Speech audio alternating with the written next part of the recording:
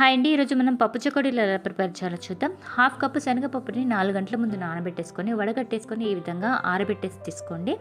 ఇప్పుడు స్టవ్ పైన ఒక గిన్నె పెట్టుకొని దాంట్లోకి 2 కప్పులు నీళ్లు పోసుకొని దాంట్లోకి ఉప్పు, కారం, పసుపు, వాము, జీలకర్ర, నువ్వులు అలాగే ఒక స్పూన్ నెయ్యి వేసుకొని బాగా నీళ్ళని మరిగించుకోండి. ఇలా మరిగిన తర్వాత దీంట్లోకి ఒక కప్పు బియ్యం పిండి అలాగే ఒక కప్పు మైదా పిండి వేసుకొని బాగా కలిపేసుకోండి. స్టవ్ ఆఫ్ చేసేసుకొని మూత పెట్టేసుకొని 10 నిమిషాలు పక్కన పెట్టుకోండి. పిండి కొద్దిగా చల్లారిన తర్వాత ఒక పెద్ద గిన్నెలోకి వేసుకొని కొద్దిగా వాటర్ని చల్లుకుంటూ ఈ విధంగా పిండిని మెత్తగా కలిపేసుకోండి. దీంట్లోంచి కొద్దిగా పిండిని తీసుకొని ఈ విధంగా మనకు నచ్చిన సైజులో రోల్ చేసుకోండి. ఇలా పప్పును మొత్తం పిండికి పట్టేటట్టు ఈ విధంగా రోల్ చేసేసుకోండి.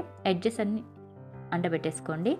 ఇప్పుడు డీప్ ఫ్రైకి ఆయిల్ హీట్ చేసుకొని ఆయిల్ హీట్ అయ్యాక మనం తీసుకున్న ఆయిల్కి తగ్గట్టుగా చెకోడీలను వేసుకొని మీడియం ఫ్లేమ్లో అటు ఇటు తిప్పుతూ ఈ విధంగా క్రిస్పీగా వచ్చేంత వరకు ఫ్రై చేసుకోండి. Full video channel